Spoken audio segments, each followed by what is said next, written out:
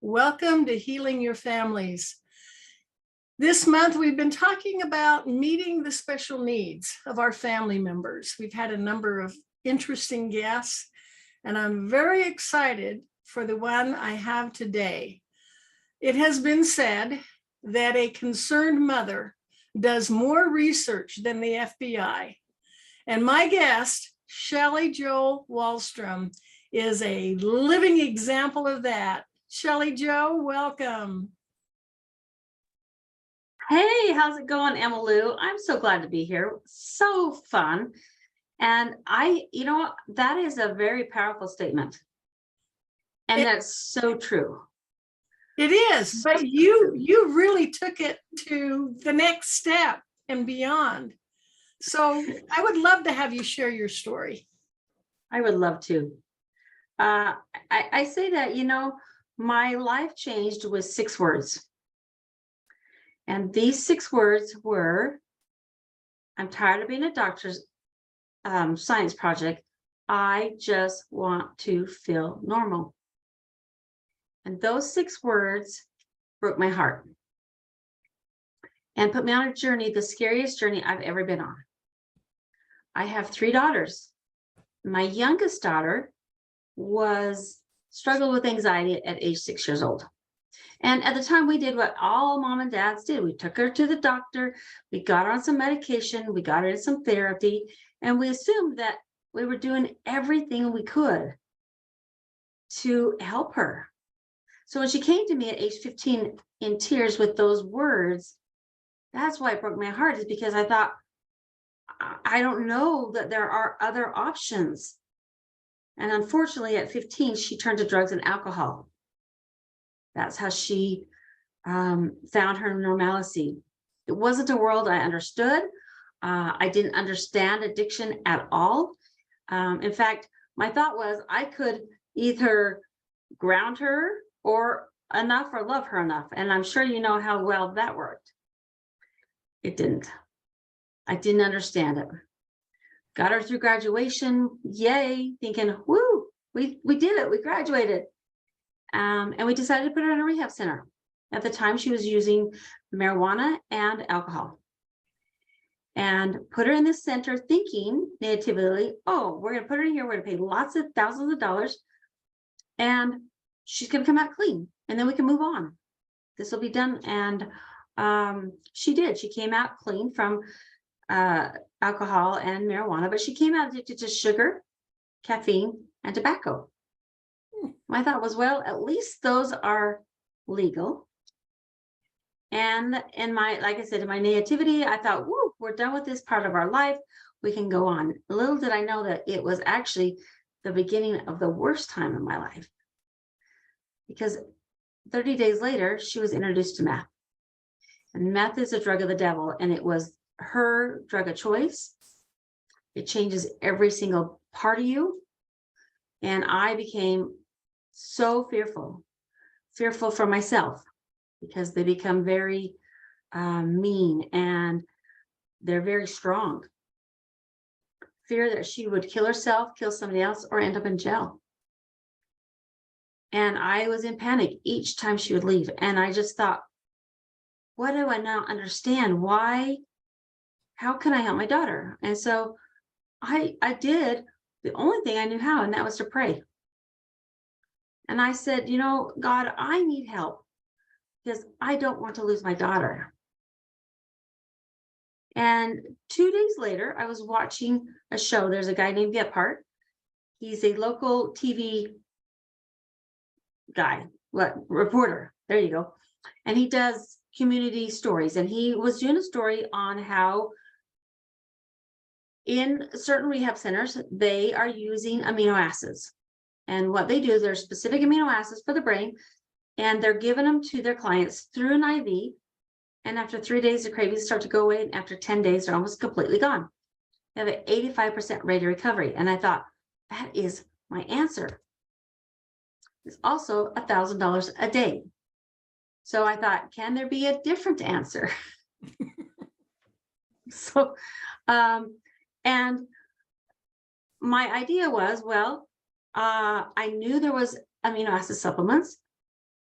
And I thought, well, I could just go to the health food store, buy a whole bunch of supplements and give them to her. And maybe it'd take longer than 10 days. Maybe it'd take a month, but maybe it could make a difference. And so I called a friend of mine who was a nurse at the time and said, okay, this is what I'm going to do. I'm going to buy a whole bunch of these amino acids and I'm going to give them to Angeli. What should I give her? How much? And he's like, you can't just throw amino acids at people. You need to understand how they work. And I thought, well, that's probably a really good idea. So I started Googling amino acids in supplements used in recovery centers. And I found one in Florida. So I live in Utah. I Googled, right? Everything we need is in Google, and found one in Florida. And I called the owner and I said, this is a deal. First of all, I'm a hypnotherapist and I work with clients who have the desire. They have that desire to make a change. And yet there are a few of them that I work with them. They come back the next week and it was like I hadn't done anything. And I'm like, hey, this does not make sense. And so then I thought, okay, I'm going to work with them again. I'm going to do something else. And they leave and I'm like, that was a really great session. And then they come back, it was like 50 first dates. And I'm like, okay, there's something here missing. There's something in the brain that's not allowing them to hold on to these changes. And I thought it's got to be chemical. I don't understand it, but how can I tell my clients, hey, I got an idea, but it's going to cost you $1,000 a day. So, and I have my daughter. So when I was talking to the owner of this rehab center, I said, this is the deal. I have my clients. I also have a daughter who struggles with addiction. What can you teach me about amino acids? And he says, well, I can teach you everything you need to know. But in 2 weeks, we're having a training in Salt Lake City, which is only 30 miles from my house. And you're going to learn everything you need to know. And I thought that was it. My prayer has been answered. And what happened is when I went to this class, and I'll talk a little bit about it in a second, but I went here and I realized, I thought, wow, actually, the first thing I got angry because I thought, this information has been out since the 90s. That's when my daughter was born. Why didn't I know about this option when she was 6? Because at age 6, she wasn't an addict. And hold on, my computer says it's going to, don't want to do that. Pick another time. Anyway, she was not an addict at 6 years old. She was struggling with anxiety and depression. And when I learned this information, I thought, had I known this information when she was 6, she may not turn to drugs and alcohol at 15. So it's that deficiency of amino acids in the brain?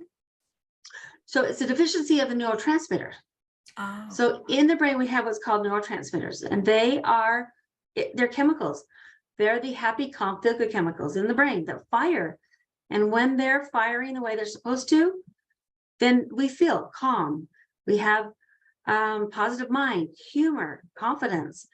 It's just overall, we feel good. And when they become depleted, they can become depleted for lots of different reasons. Sometimes a child is born with less of them, which is what I think was my daughter's problem. Sometimes it's lifestyle, sometimes it's toxins, sometimes it's trauma, sometimes it's stress. Sometimes they're not being fed their brain food, so they're malnourished. And 60% of people over the age 40, our neurotransmitters become depleted. So if you're over age 40, welcome to the club.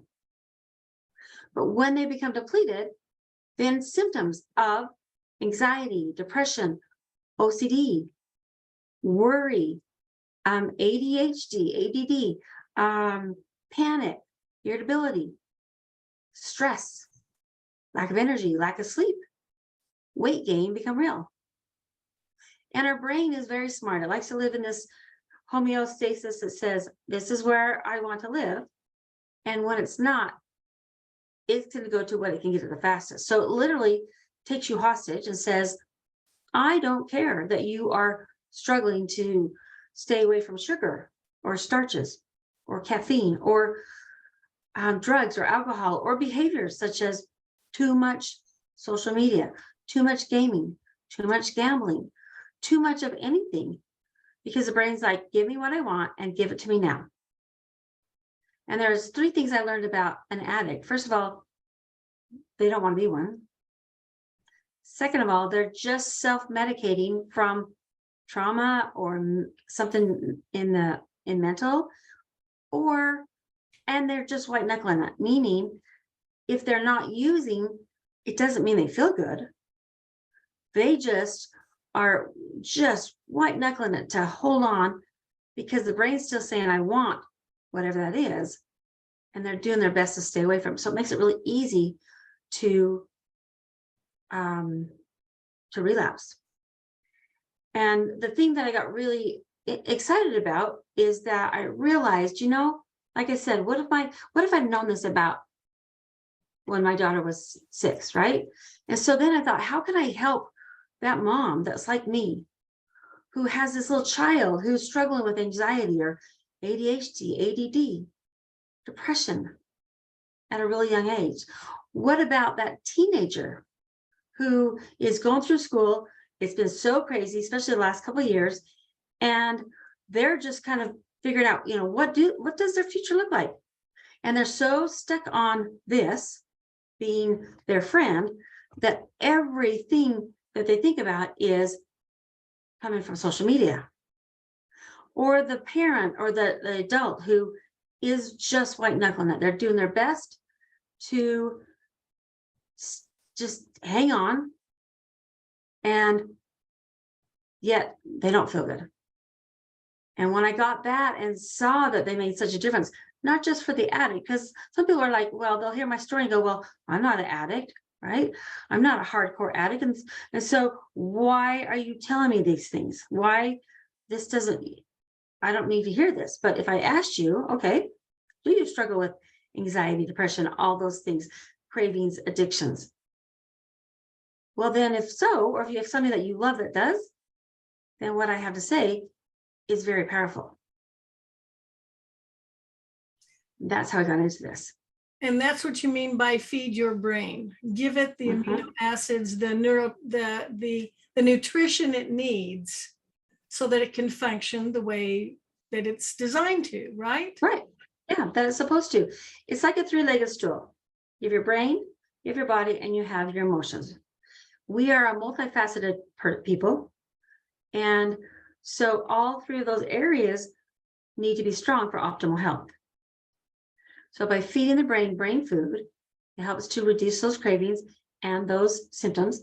Feeding the body nutrition, because there's a connection between the brain and body when it comes to mental health. So what you eat does matter.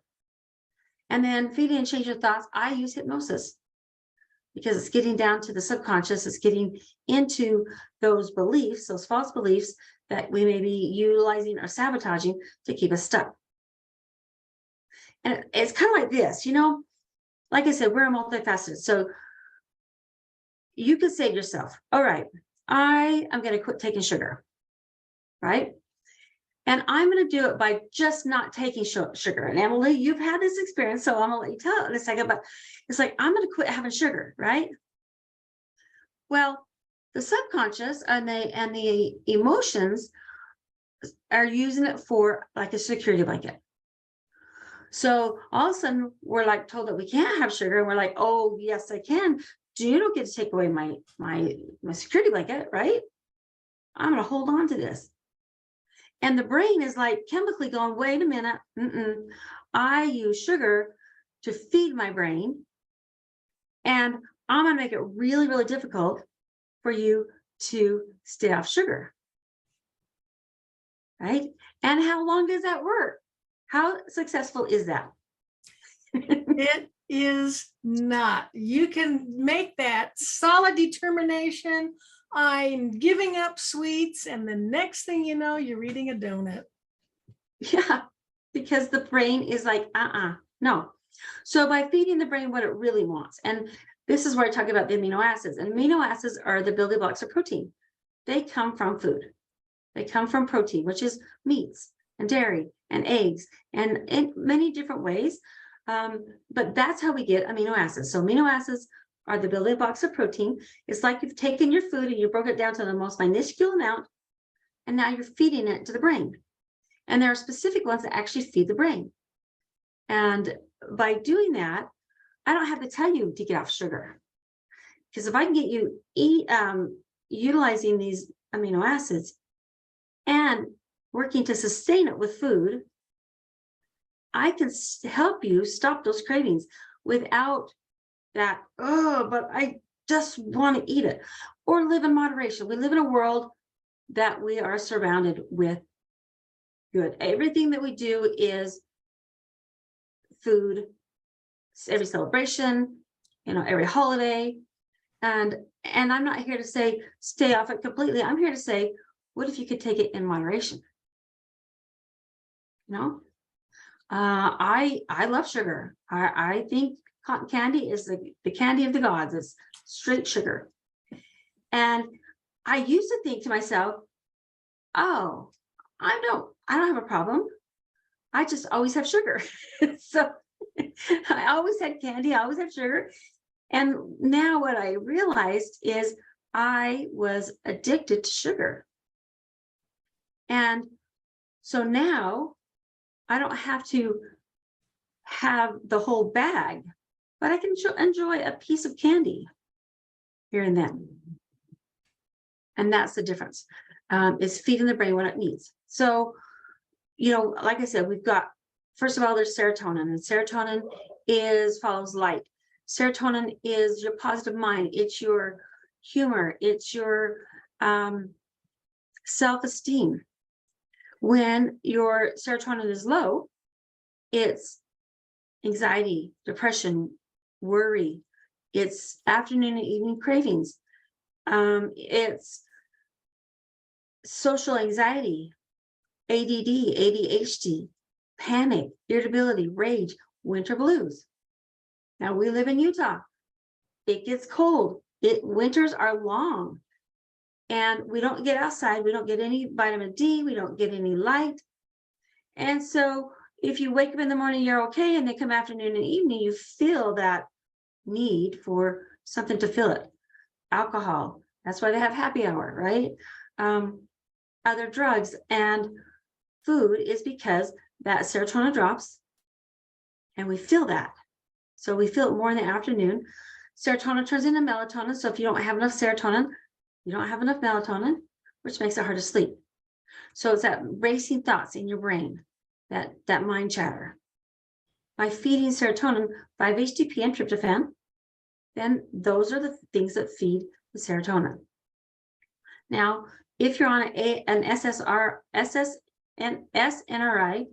or an SSRI, which is selective serotonin reuptake inhibitor, or serotonin norepinephrine reuptake inhibitor, those are two classes of drugs that we do want to be careful if we start adding in the 5-HTP and the tryptophan. And it's not that you can't take them, you just got to be aware of that. You got to take it away from when you take your medication, just to be safe. But when everything happened a couple of years ago, I kept saying to myself, first of all, we were coming out of winter, right? It was February. We're all coming out of winter. Our serotonin is low. Serotonin causes winter blues, which is seasonal affective disorder. So here we all are, and things get kind of crazy. And my thought is, if I could have given everybody some 5-HTP, it may not have stopped the things from happening, but it may have stopped everybody from going out and buying all the toilet paper, right? Because it helps you to weather that storm, right? Dopamine is your energy, your drive, your focus. And when that's low, you're looking for something to give you stimulation, caffeine, aspartame, sugar. Scrolling social media. Does not yet. Well, yeah, a little bit of social media. Shot of dopamine. Little shot of dopamine, yeah. And that was also going to fit into, that actually fits in two categories. So you're right, Emily. And that's where meth comes in. Anything that's going to give you a spike. So by feeding tyrosine, which is what your body produces, tyrosine turns into L-dopa, which turns into dopamine. So it gives you a sustained energy. And then endorphins, just like you said, Emily, that is the scrolling. That one, and you're getting that dopamine rush. It's also an endorphin high. We're looking for that endorphin high, right? When your endorphins are low, you're looking for something to comfort, reward, or numb out. I want to feel love. I deserve this, or I just want to check out. And that's where you find yourself grabbing your phone and, oh, I'll only be on here a second. And then next thing you know, it's been 2 hours, right? It's gaming, it's gambling, it's too much exercise, too much shopping. This is also where the opiate addiction comes in, because it hits the opiate receptors in the brain. Somebody could go to the hospital, never have an addiction, and they give them the opiates during surgery, and their brain lights up and goes, "What have you just given me?" And they become instantly addicted. And then when they can't get the opiates because it's an epidemic, then they can turn to heroin. So it's super scary. But by feeding the brain DLPA, which is L-phenylalanine and D-phenylalanine, gives you a little bit of energy, and it makes life look brighter. So I know you've mentioned that when you meet with someone, you can give them an assessment. You can help them identify what kind of brain nutrition they need. Is that right? Absolutely. Yes, I have. In fact, if you go on my website, hypnoaminos.com, there is a little tiny quiz that you can take, and it'll give you an idea of, could amino acids be your missing link? And then I have an extensive one that when I meet with my clients, that we actually can go through what does their history look like, what are their actual numbers, and so they can get a better understanding of what they need. Okay. I know that I was telling you that, how many times I have tried to cut back on sugar or do without, and you recommended or you suggested L-glutamine. Now, did I say that right? L-glutamine, yes. Yeah. And I was amazed with what a difference that made. That I don't know how many times, and I've heard that sugar is even more addictive than heroin. I don't know. Have you heard that too? Yeah, it's actually more addicting than anything else. It lights up every single neurotransmitter in the brain. It's like a pinball machine. Bing, bing, bing, bing, bing, bing, bing. Yes, it is highly addictive, which is the challenge, right? Is because our brain likes the sugar. So so taking it is giving the brain the nutrients it needs so it doesn't have to crave sugar. Am I understanding that correctly? Yes, absolutely. Yes. And so glutamine helps. So the brain, when the sugar, our blood sugar is level, we have cognitive thought process. I'm going to make this choice. This will be your outcome. It's your judgment. It's your thought processes. It's for an addict, it's the tools to stay sober, even if it's sugar, right? But when we're either skipping meals, or we're eating lots of sugar, starches, or alcohol, or we're working on, if you use your brain a lot, if you work by a computer, or you're always using that brain in whatever you're doing, it depletes your brain from glucose and glutamine. And it's that feeling where you've been working and all of a sudden your brain's like, I have to have sugar now. Like, I'm dying here, right? And it shuts down, you become fuzzy. Your brain's like, I can't even think straight until you get some sugar. But the challenge is our brain is in such a panic that, oh my gosh, I got to have this. So because our blood sugar drops, we go into a hypoglycemic state, and then we overdo it because the brain's like, not just a little bit of sugar, I need it all. So then we spike, and then it puts off too much insulin, and then we crash, and then it puts off adrenaline, which causes to crave, which causes to spike. So we're spiking and crashing, spiking and crashing, spiking and crashing. But by keeping the blood sugar level, then what it does is it helps you think clearly. And so one of the great things about glutamine is, first of all, I take a capsule and I put it in my water. That way, I'm kind of sipping on it throughout the day. So I'm feeding my brain throughout the day, especially, like I said, if you're somebody who intermittent fasts, and your brain is like, I need something, you could do that. Or let's say you have this, all of a sudden, this craving for a whole thing of brownies, and you take a capsule, you can put it in a little tiny bit of water, put it in your mouth, swish it around for 45 seconds, swallow it, and in 5 minutes, either you won't need it anymore because it literally was your brain saying, I need this, or it's manageable. And you can have a little piece of brownie rather than eating the whole thing. Oh, man. Yes. Okay. Now I want you to tell us about your book. You have a book with this same title, right? I do. I have this book, Feed Your Brain, Change Your Life. They control your brain, body, emotions. That's what I did when the world shut down in 2020, is I created a book. And the really cool thing, Emmylou, is I just got this translated into Spanish. All right. So in the next couple of days, I'll actually have a Spanish version because I'm going and presenting at a Spanish conference. I don't speak Spanish at all, but I got a book. I've got a banner that's bilingual, and I have flyers that are bilingual. And I hired a translator because I'm like, I don't speak Spanish, but I'm super excited about that. It is And wonderful. then I have isn't that fun? I know, I'm so excited. I have my own line of supplements. They're actually mine. They say Shelly Jo Hypno Aminos. They're not MLM. They're actually my products that I have created in Utah. They're vegan, 100% natural, non-GMO, and gluten-free. So, and I think they're really pretty. So they are gorgeous. Yeah. And by feeding the brain what the brain needs, it just, sometimes it's a missing link. It's like, when I learned about this, like I said, I was wondering, why didn't I know about this? And there are so many people out there that don't realize that just by feeding the brain, it can make a huge difference. Now, I do get one question. They're like, well, if amino acids come from food, why can't I just eat more protein? And the challenge is once you become depleted, you can't eat enough food to raise the neurotransmitter. For example, it takes 30 grams of meat to do what 2 tablets or capsules of tryptophan can do.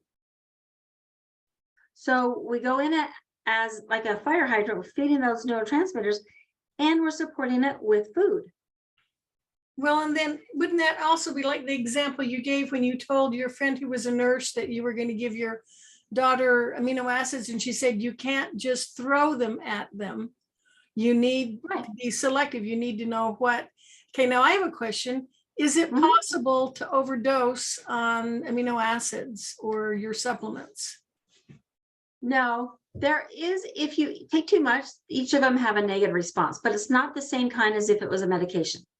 For example, if you take too much 5-HTP, it's kind of like, you know, when you eat a really big dinner and you're like, I ate so much that the next time I eat that, I'm not going to eat as much. Okay. This is the same thing here. If you take too much amino acid, the response would be, if you took too much 5-HTP, you might feel like you need a nap. So within this 20-minute time period that it takes for you to feel a difference, also you're like, I think I need a nap. Then that's telling you, oh, you probably took too much for yourself. So next time, take less. Okay. Too much tyrosine, you might feel like, yeah, you might feel like you're jittery, like you took too much caffeine. Okay, so it's like overeating, you know, big Thanksgiving dinner, something like that. So to be clear, this is not medication. It's a supplement, and it doesn't have any. Well, it's my understanding it doesn't have any side effects. Is that correct? No, every once in a while, some of you might be a little bit sensitive. And if so, then we're just going to tweak it. But for the most part, they just do a great job, and you don't need to be on them forever. I mean, the idea is to get the brain firing, and then to come off of them either completely or use them for maintenance. Okay. And they're powerful. They're amazing. Well, I know that you have spoken at a number of virtual and live events. And you have a powerful message. And say your website again, so they can get more information by going to your website, right? Right. Yeah. It's called Hypno Aminos. So like I'm a hypnotherapist. So Hypno, which is Hypno, and then Aminos, Aminos, hypnoaminos.com. You'll And see the quiz there. You can learn, see different things. You can get a hold of me. You're on Is Facebook. They can contact you through your website, but you're also on Facebook. Mm-hmm. And they can watch your show. Yeah, they can.